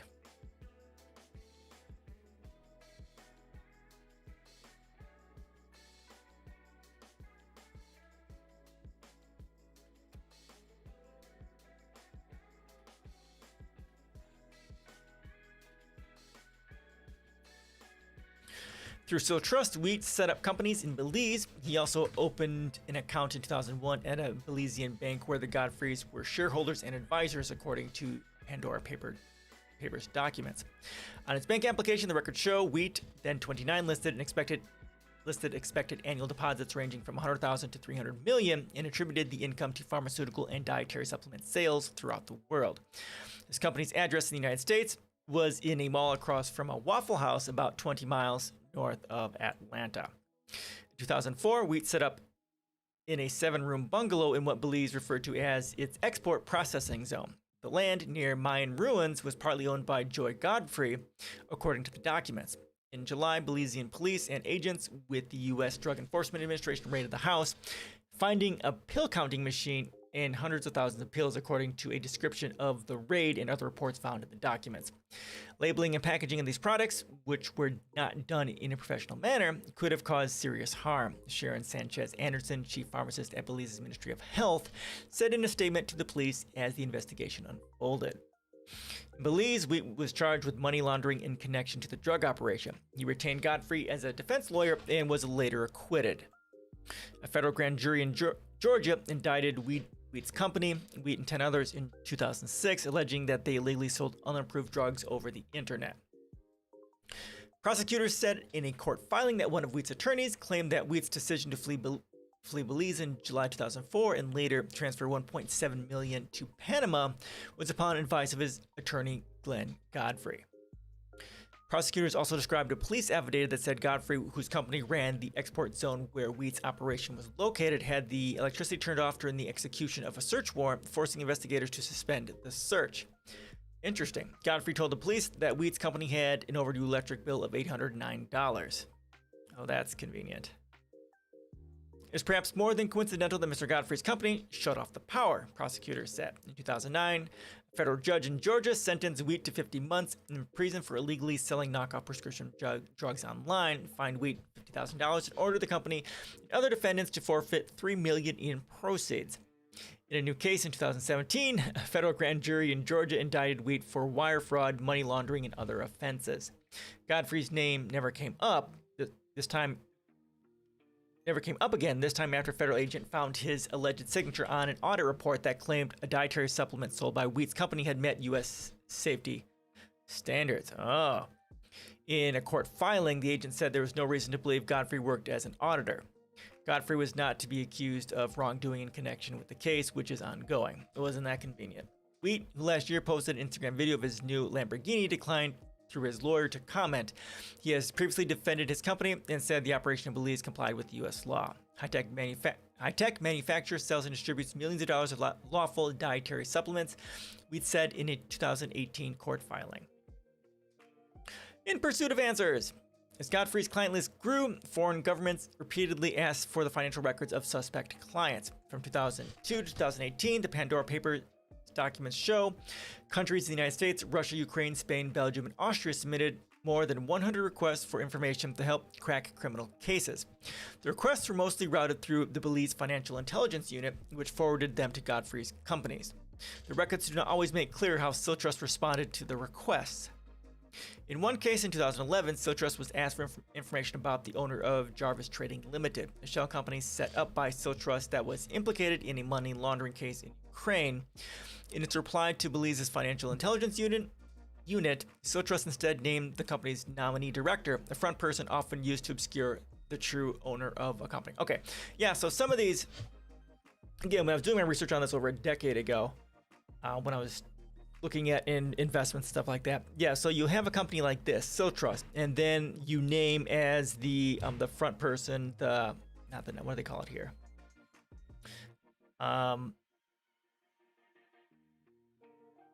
Nominee director, kind of the proxy director for the company, which is hired by the person who owns the trust to speak for the trust, which is someone who works for, like, Siltrust, works for the company that manages the trust. That way they don't know what's going on. They can just say, all I know is it exists. There you go, that's it. It's another way of sheltering the people who are sheltering the assets and the people who own the assets. The records show the owner of Jarvis Trading Limited was Serhiy Melnik, an associate of Ukrainian oligarch Igor Kolomoisky. Melnik has been linked by Ukrainian media to Kolomoisky's companies, which U.S. authorities suspect of money laundering. Kolomoisky has denied wrongdoing and has not been charged. Neither he nor Melnik responded to requests for comment. At least 7 requests to seal trust came from the state and federal authorities in the U.S., including one 2007 inquiry from the FBI, which was investigating a case of suspected money laundering. Someone could set himself up in some country and just put a sign out and say, "Come to me if you want services that allow you to hide assets from your government," and there's nothing we can do about it. Right. Exactly. That's exactly right. And that will come down to, well, again, the Belizean law is what allows this and what protects it. And unless you somehow put pressure on this country to change their laws, then they're not going to. Like, the United States put pressure on Switzerland, right, to change their laws about that sort of a thing, and Switzerland changed their laws on that. Because Switzerland was another one of those countries where you could go for asset protection and stuff like that, but since the U.S. got to them, I don't know how long ago, they aren't necessarily one of the top places to go for that sort of a thing. Agents wanted to know more about the Shell company Sun Road Investment Corp, set up by Siltrust, including whether products were being shipped to the company. Siltrust told Belizean authorities that it did not have the relevant information on file. The Justice Department asked again 2 years later, according to leaked records.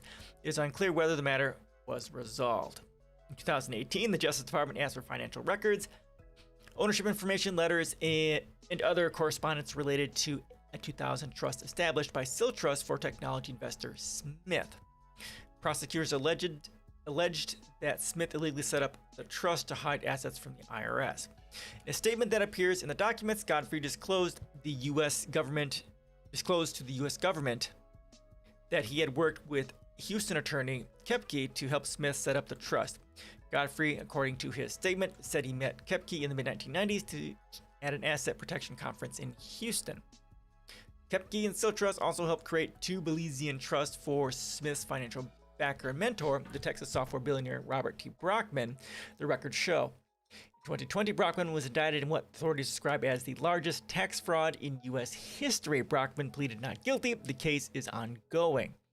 In his 2018 statement, Godfrey told U.S. prosecutors that he ended his firm's relationship with Smith in 2009, 9 years earlier. City Trust was very convinced that it was in the dark as to what exactly Mr. Kepke and Mr. Smith were doing with assets, Godfrey wrote. Smith last year agreed to pay $139 million in fines and penalties and is cooperating with prosecutors. In April, a grand jury indicted Kepke. Kepke did not respond to a request for comment for this article. Smith declined to comment. "I should never put myself in that situation," Smith wrote in a letter to investors last year. Godfrey has stayed active in recent years. The secret documents show receiving payments from clients, signing an application to open a new corporate bank account, and meeting in 2018 with a Texas business owner who had apparently failed to pay taxes. The U.S. government can seek to penalize offshore providers. The prosecutors in 2018 indicted an attorney and an asset manager in Panama who allegedly helped create shell companies for Americans hiding their assets. That must have been a hell of a lot of work. The charges announced today demonstrate our commitment to prosecute professionals who facilitate financial crime across international borders and the tax cheats who utilize their services. Assistant Attorney General Brian A. Betzkowski said at the time. Some former prosecutors and investigators, however, say U.S. officials have at times been reluctant to push harder against foreign governments and offshore firms, fearing diplomatic pushback among allied nations. Somebody could set himself up in the country and just, I already read that already. Okay, I'll read it again. Somebody could set himself up in some country and just put out a sign and say, "Come to me if you want services that allow you to hide your assets from government." And there's nothing we can do about it, said former federal prosecutor Stefan Casella, who spent 30 years at the Justice Department investigating money laundering. Everybody thinks the Justice Department has unlimited powers, except for people who have worked in the Justice Department. One of the problems, former prosecutors said, is information sharing agreements between the United States and other countries. Though some countries quickly respond to information requests like those sent to Belize, others wait months or years to provide information through mutual legal assistance treaty. Takes forever to draft, takes forever to get it approved, it takes even longer to get a response, even longer to get a response that actually provides substance, said former federal prosecutor Evelyn Sheehan, who helped oversee asset forfeiture and financial investigations in the Justice Department and is now in private practice in Miami. Peltier, the former Department of Justice prosecutor, said even when the information comes in, it may not be complete. There's no transparency into the response of some countries, he said. Belize, Panama, you don't know what you're getting and what you're not getting. You don't know whether they're lying or when they're not lying. Justice Department said that prosecutors have other informal ways of requesting information from abroad and that the agency has devoted more resources in recent years to improving the treaty process, which helps secure authenticated evidence. The Department of Justice is committed to investigating and prosecuting individuals and entities who use offshore structures to launder money from the United States and obscure their wealth, said spokesperson Nicole Navas-Oxman. While we recognize the challenges posed by the procedural requirements inherent to the treaty process, we will continue to work with our foreign counterparts to investigate schemes spanning international jurisdictions, find and seize ill-gotten gains, and seek to forfeit them, including by encouraging those counterparts to respond promptly to our treaty requests. My God, there's still more. Such a big article. Life follows fiction. At a Cincinnati area home flying an American flag, Fred Ryan tries not to think about the man he considers responsible for breaking his son. There were nights I just got my guns, threw them in the truck and left, started driving to California and not telling anybody. He ultimately turned around and went home. There was something inside me that kept saying, no, I think that was God. In 2001, a California judge issued a default judgment against Collins Rector and other defendants in Ryan's civil case. One of the defendants later settled. Collins Rector fought the judgment, arguing that he wasn't notified about the case because he was living in Spain and never paid. Pandora Papers records show he established his Belizean trust about 18 months before the judgment. The trust owned a shell company that appears to have been established in the Caribbean island of Nevis, considered one of the world's most secretive tax havens. The records do not provide the company's owner's name or information about assets. Prosecutors say criminals often layer shell companies and trusts in multiple jurisdictions to further conceal their assets. In 2002, Collins Rector was captured in the south of Spain with machetes and child pornography in his possession. The following year, he was extradited to the United States. He pleaded guilty in 2004 to criminal charges brought by prosecutors in New Jersey and California. He received credit for time that he had spent in jail in Spain while awaiting extradition, paid a fine, and registered as a sex offender. He left the country after receiving permission from a judge to seek treatment abroad for brain tumor. Prosecutors involved in the criminal case noted in court that the government suspected Collins Rector had significant offshore accounts. The secret files show Collins Rector Trust in Belize became inactive in 2006. In 2011, a California court renewed the outstanding judgment against Collins Rector, whom a media report last placed in Europe. But by then, Ryan, who had been coaching Pee Wee football with his father in Ohio and trying to stay clean, was confined to a nursing home. After years of addiction that began in California, he abruptly stopped drinking and taking pills, his father said. In sudden withdrawal, Mark Ryan's body broke down, suffering multiple seizures and strokes. Jesus Christ, he fell into a coma for several months. My God. He could no longer walk, talk, or feed himself. He lost some of his teeth during a seizure. Fucking drugs. He now lives one floor above his 88-year-old grandmother, who stays in the nursing home's dementia unit. Going out to swim would help with rehabilitation, but his wheelchair is too unwieldy for the family van, and Fred Ryan does not have the money to buy a bigger one. Again, healthcare needs to be free, and this sort of stuff needs to be free as well.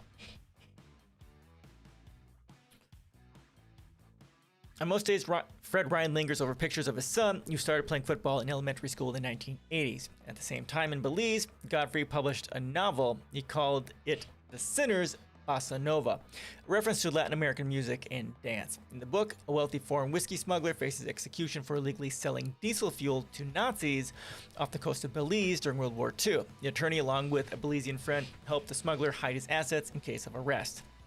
You work hard for the things you own, the friend says. It's better you do something to protect it than to make the government take it, no? Okay, there you go. That is their article. Now here we can't We can barely see what this is. Data sharing. I need to fix this. Oh.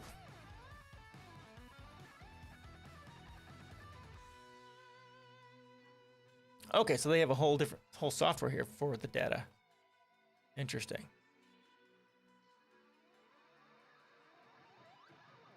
Offshore leaks, medical devices database, data share, more data journalism.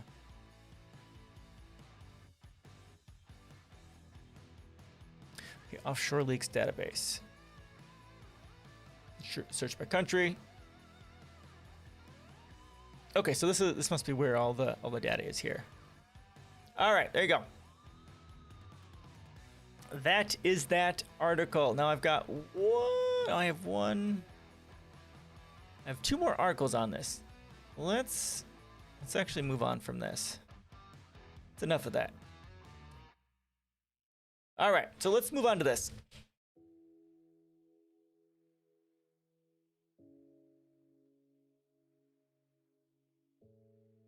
So move on to Steven Donziger. I just heard about this in this last week.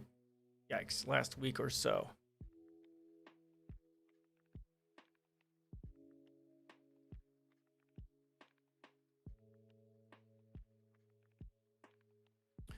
All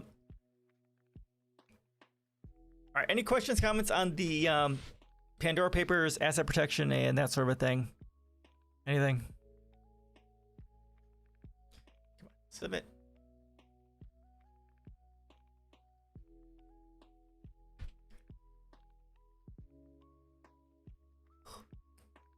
Anything? All right. So, Intercept. How the environmental lawyer who won a massive judgment against Chevron lost everything. Steven Donziger won a multi-billion-dollar judgment against Chevron in Ecuador. Oh. Company sued him in New York, and now he's under house arrest. So I think this is where the, in Ecuador, that's where the indigenous tribe sued for damages against their land because of the oil.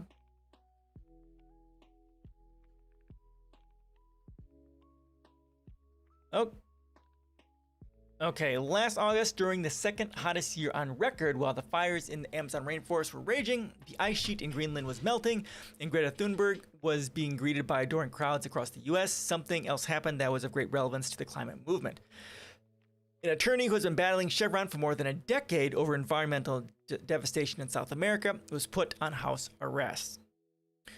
Few news outlets covered the detention of Steven Donziger, who won a multi-billion-dollar judgment in Ecuador against Chevron over the massive contamination of the Lago Agrio region, and has been fighting on behalf of indigenous people and farmers there for more than 25 years. Yep. So on August 6th, Donziger left a lower Manhattan courthouse unnoticed and boarded the one train home with an electronic monitoring device newly fixed to his ankle. Save for the occasional meeting with his lawyer and other court-sanctioned appointment, he has remained there ever since. I'm like a corporate political prisoner, Donziger told me when we sat in his living room recently. The attorney, who is 6'3", graying and often used to be mistaken for New York Mayor Bill de Blasio, when he was able to walk the city streets, was surprisingly stoic and resigned about his predicament during my 2 visits to the apartment he shares with his wife and 13-year-old son. But on this particular Wednesday, as the winter sunlight in his living room was dimming and the charger for his spare ankle bracelet battery flashed on a nearby shelf, his optimism about the epic battle against one of the biggest oil companies in the world seemed to be flagging. They are trying to totally destroy me, much like they're doing to Julian Assange, right? Donziger is not exaggerating. As he was arguing the case against Chevron in Ecuador back in 2009, the company expressly said its long-term strategy was to demonize him. And since then, Chevron has continued its all-out assault on Donziger in what's become one of the most bitter and drawn-out cases in the history of environmental law. Chevron has hired private investigators to track Donziger, create a publication to smear him, and put together a legal team of hundreds of lawyers from 60 firms who have successfully pursued an extraordinary campaign against him. As a result, Donziger has been disbarred and his bank accounts have been frozen. Jesus Christ. And now he is living in his apartment, faces exorbitant fines, and has been prohibited from earning money. Wow. As of August, a court has seized his passport to put him on house arrest. Chevron, which has market capitalization of $228 billion, has the funds to continue targeting Donziger for as long as it chooses. Again, we need to have lawyers as public servants. In an emailed statement, Chevron wrote that any jurisdiction that observes the rule of law should find fraudulent Ecuadorian judgment to be illegitimate and unenforceable. The statement also said that Chevron will continue to work to hold the perpetrators of this fraud accountable for their actions, including Steven Donziger, who has committed a litany of corrupt and illegal acts related to his Ecuadorian judicial fraud against Chevron. Yeah, so they can keep saying this over and over again, and because they've got the money and the legal team and the PR, while the Donziger has nothing. Again, this is the massive power of corporations to control and destroy anyone and everyone that they want for standing against them.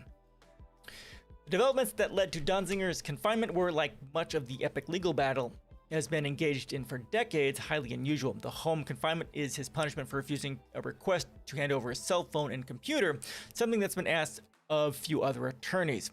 To Donziger, who has already endured 19 days of depositions and given Chevron large portions of his case file, the request was beyond the pale, and he appealed it on grounds that require him to violate his commitments to his clients. Exactly, attorney-client privilege. Still, Donziger said he turned over the devices if he lost the appeal, but even though the underlying case was civil, the federal court judge who has presided over the litigation between Chevron and Donziger since 2011, Louis A. Kaplan, drafted criminal contempt charges against him. Jesus Christ. Another legal peculiarity, in July, Kaplan appointed a private law firm to prosecute Donziger after the Southern District of New York declined to do so. A move that is virtually unprecedented. And as Donziger's lawyer has pointed out, the firm Kaplan chose, Seward & Kissel, likely has ties to Chevron. Making the case even more extraordinary, Kaplan bypassed the standard random assignment process and handpicked someone he knew as well, U.S. District Judge Loretta Preska, to oversee the case being prosecuted by the firm he chose. It was Preska who sentenced Donziger to home detention and ordered the seizure of his passport, even though Donziger has appeared in court on hundreds of previous occasions. So, evidence of oil spill. A tainted witness. Despite Donziger's complete current predicament, the case against Chevron in Ecuador was a spectacular victory. The twisted legal saga began in 1993 when Donziger and other attorneys filed a class action suit in New York against Texaco on behalf of more than 30,000 farmers and indigenous people in the Amazon over massive contamination from the company's oil drilling there. Chevron, which bought Texaco in 2001, has insisted that Texaco cleaned up the area where it operated and that its former partner, the National Oil Company of Ecuador, was responsible for any remaining pollution. Well, if you cleaned it up, then there wouldn't be any remaining pollution. As Chevron's request, the legal proceedings over the Amazon Chernobyl were moved to Ecuador, where the courts were impartial and fair, as the oil company's attorneys wrote in a filing at the time. The move to Ecuador, where the legal system does not involve juries, may have also appealed because it spared Chevron a jury trial. Based Left, thank you so much for the follow. I appreciate that. Welcome. I'm glad you found something of value here. Yeah, we covered a bunch of the 2 articles on the Pandora Papers, something with the COVID vaccines, and then about the squad not really being radical left. So now we're on to the Donziger thing. Hope you're doing well today.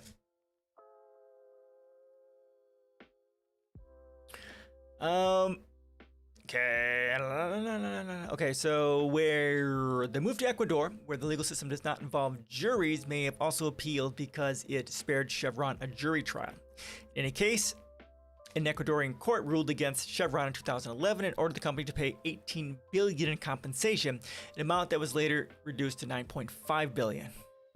After years of struggling with the health and environmental consequences of oil extraction, the impoverished Amazonian plaintiffs had won a historic judgment from one of the biggest corporations in the world. But Donziger and his clients never had a moment to savor their David over Goliath victory. Even though the ruling was subsequently upheld by the Ecuadorian Supreme Court, Chevron immediately made clear that it would not be paying the judgment. Instead, Chevron moved its assets out of the country, making it impossible for the Ecuadorians assets to collect.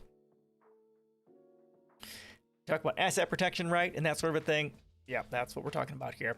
That year, Chevron filed a racketeering, influencer, and corrupt organizations, or RICO suit against Donziger in New York City. Although the suit originally sought roughly $60 billion in damages, in civil trials involving monetary claims of more than $20 entitle a defendant to a jury. Chevron dropped the monetary claims 2 weeks before trial. Yeah, they're just fucking this guy over with lawsuit after lawsuit because he doesn't have the money to fight against a $230 billion company. In its statement, Chevron wrote that the company focused the RICO case on obtaining injunctive relief against the furtherance of Donziger's extortionate scheme against the company. Again, lawyers should be public servants, not private. Instead, the case was decided solely by Kaplan, who ruled in 2014 that the Ecuadorian judgment against Chevron was invalid because it was obtained through egregious fraud and that Donziger was guilty of racketeering and extortion, wire fraud, money laundering, and obstruction of justice, and witness tampering. The decision hinged on the testimony of an Ecuadorian judge named Alberto Guerrera, who claimed that Donziger had bribed him during the original trial and that the decision against Chevron had been ghost-written. Yikes. Guerrera was a controversial witness. Sure, he was paid quite well. Chevron had prepped him on more than 50 occasions before his testimony, paid him hundreds of thousands of dollars, and arranged for the judge and his family members to move to the United States with a generous monthly stipend that was 20 times the salary he received in Ecuador. See, there you go. There you go. In 2015, when Guerrero testified in an international arbitration proceeding, he admitted that he had lied and changed his story multiple times. According to Chevron, Guerrero's inaccuracies didn't change the thrust of his testimony. For his part, Judge Kaplan wrote that his court would have reached precisely the same result in this case, even without the testimony of Alberto Guerrera. In its statement, Chevron said that Guerrera was relocated to the U.S. for safety and noted that the court found that the company's contacts with the Ecuadorian judge were proper and transparent. Lawyers for Donziger said the changes in Guerrero's testimony completely undermined his original bribery allegations, which Donziger has completely denied. In any case, that evidence emerged after the trial, and an appeal court declined to consider the new information and ruled against Donziger in 2016. Had Donziger been criminally charged with bribery, the jury would have assessed Guerrero's credibility. Instead, in the RICO case, which was civil, the decision about a key witness came down to one person, Kaplan, who chose to believe him. That choice has set the stage for the legal losses Donziger has suffered since, according to some close watchers of the Chevron case. On the basis of Kaplan saying, "I believe this witness, I find Donziger guilty of the crime of robbery of the judge. On the basis of that, he's been destroyed." That is the pinnacle element of all of the other claims against him. And if you take that one out, the rest of them, they're just not there, said Charles Nesson, attorney and Harvard Law School professor. He's effectively been convicted of bribery by the finding of a single judge in a case in which bribery wasn't even the charge. Nesson said of Donziger, "I teach evidence that you have to prove what you assert, but the proof in this case is the thinnest." Nesson, who represents Daniel Ellsberg in the Pandora Papers case and the plaintiffs in the suit of W.R. Grace featured in the book and film A Civil Action, teaches Donziger's case is in his fair trial course, using it as an example of a decidedly unfair trial.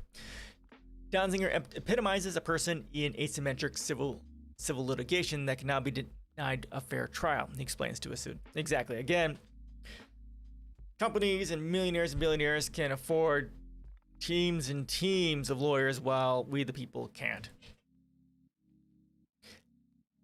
Nesson is one of several legal scholars who have opined that Kaplan has a soft spot for Chevron, which the judge once described as a company of considerable importance to our economy that employs thousands all over the world, that supplies a group of commodities, gasoline, heating oil, and other fuels and lubricants on which every one of us depend every single day, and are responsible for climate change and have known about it for many, many, many years.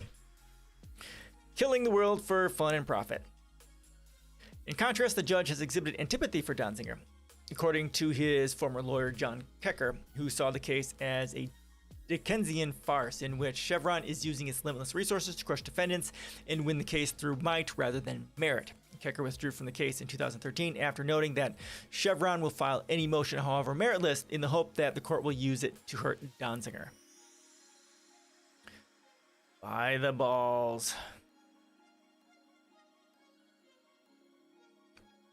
Donzinger's current prohibition from working, traveling, earning money, and leaving his home shows how successful Chevron's strategy has been. But even as his fate hangs in the balance, Donzinger's case matters far beyond the life of this one lawyer. It should be nothing short of terrifying for any activist challenging corporate power in the oil industry in the U.S., said Paul Pazimino, Associate Director of Amazon Watch, an organization devoted to the protection of the rainforest and indigenous people in the Amazon basin. They made it clear there's no amount of money that's too much to spend in this case.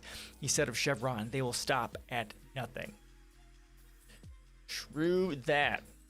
And why should they? The more they destroy this guy, the more they make an example of him, much like they're making an example of Assange, the less likely people are going to come after them. And that's the horrors of the level of inequality here.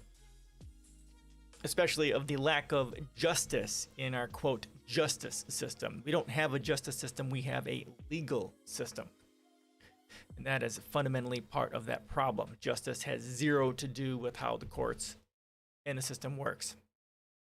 Which is why,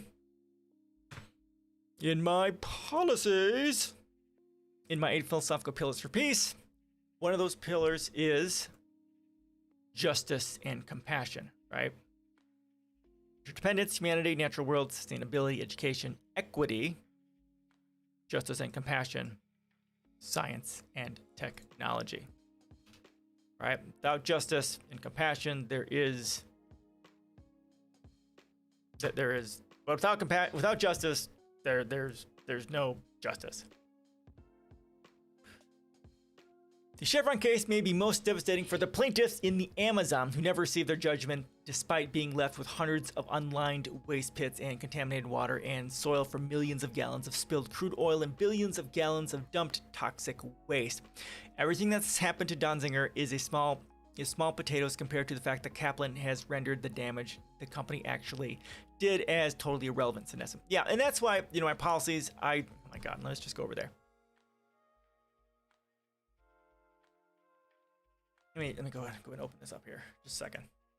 I talk about this specifically because this is a big, big deal.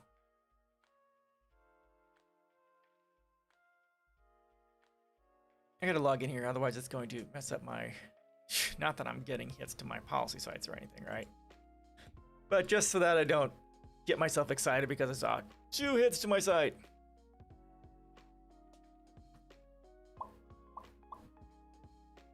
All right, logged in. Let's go ahead and refresh.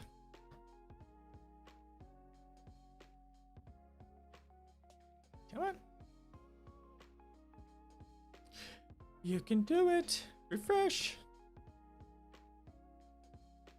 All right, so what I say...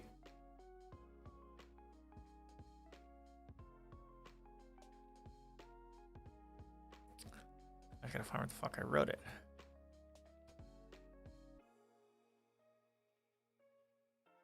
All right, hold on. I have so much written here. There we go. Fossil fuel. What is this under? Non-sustainable energy. Okay. So here.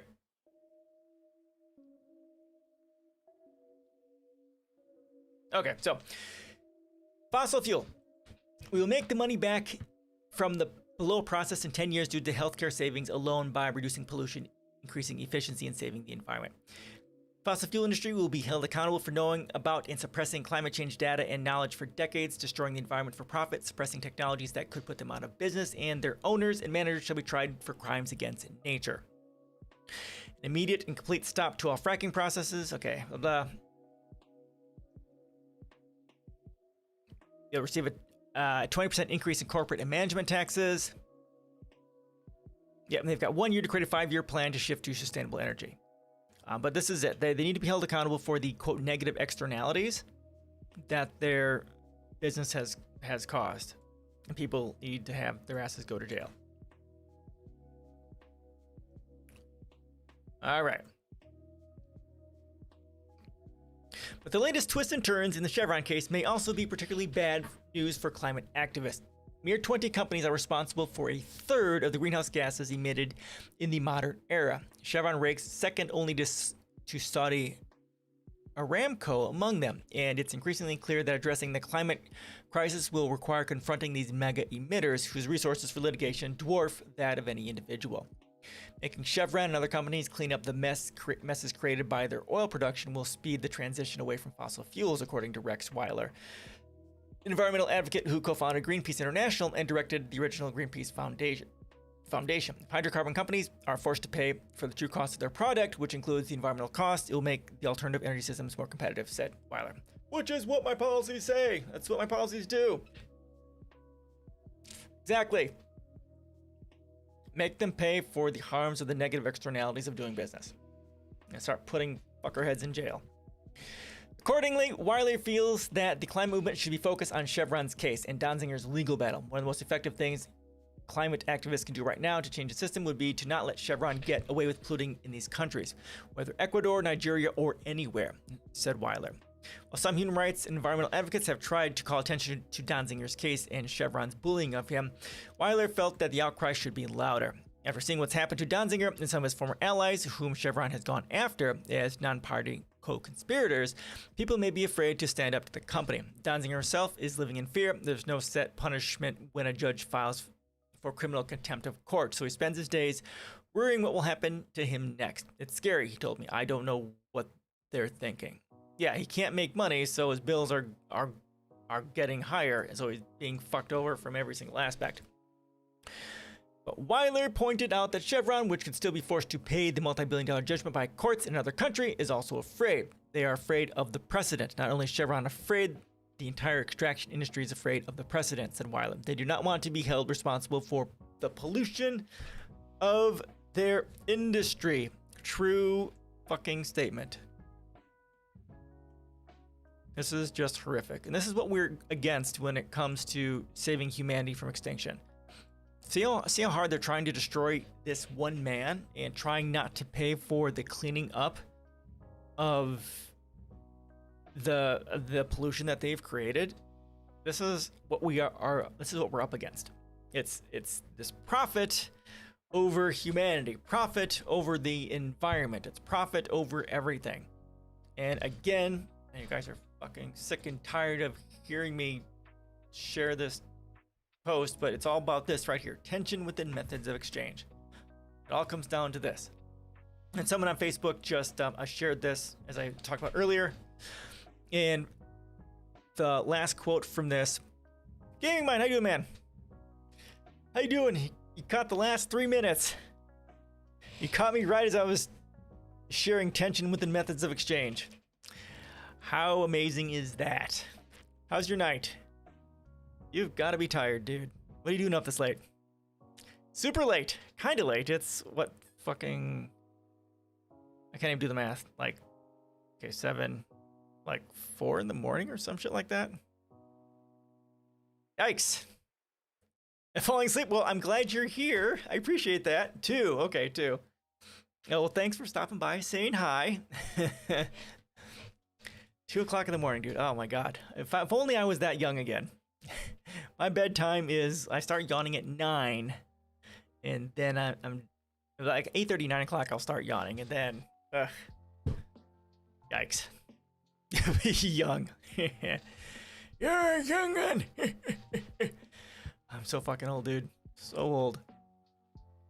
Oh, I do have a good, some good news. I might be getting a, I have an interview, a phone-based interview possibly coming up here soon for a job I applied for. So hopefully that will turn out to be a good thing. It's not gonna change that I'm old, but since like 13, I feel too old. You don't know nothing about feeling old, little dude. Why have you felt old since 13? Your rage against capitalism?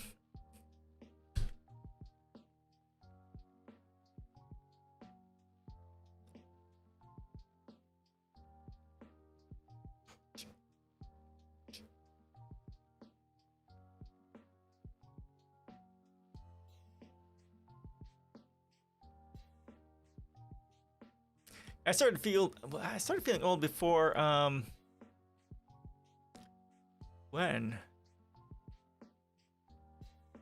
Quite a while, actually. It's just being too old doing certain stuff I used to do. Okay, don't want to be. Gotcha. Okay, well, yeah, that'll definitely do it.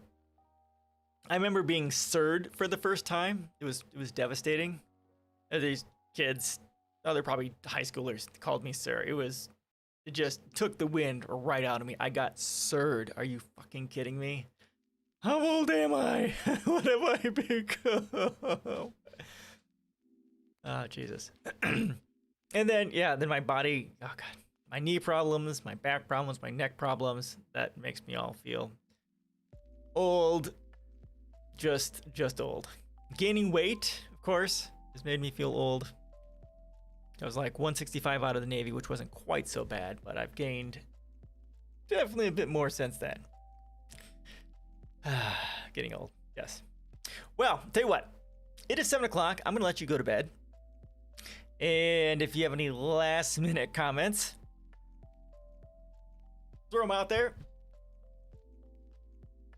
Yeah, good night, man. Get some sleep. Thanks for stopping by. I really appreciate it. And get your beauty sleep, because you're definitely gonna need it. Lord knows I need it too. This mug, not getting prettier.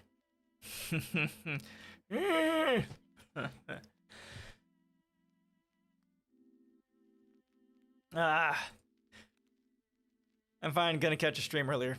Okay, that's cool. You do you, boo. I'll be here. Hopefully.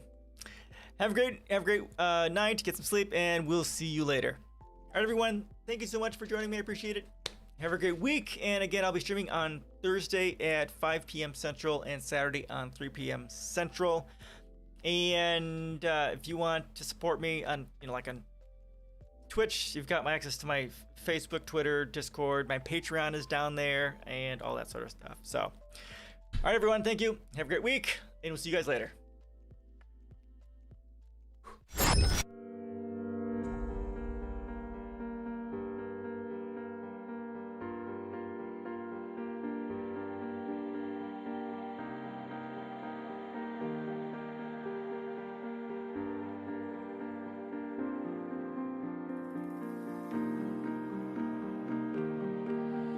Just me and you, let's make up all the rules. Count to 10 and watch the stars turn blue. Watch the stars.